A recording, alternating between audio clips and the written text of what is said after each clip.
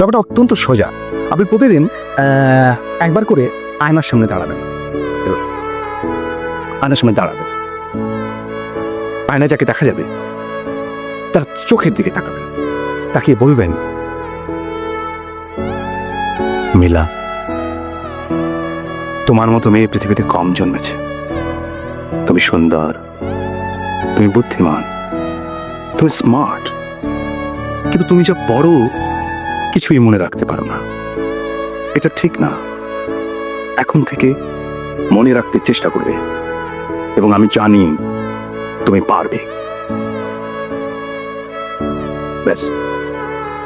এই বললেই হবে? হ্যাঁ, চল। ও হ্যাঁ, চায়ের জন্য ধন্যবাদ।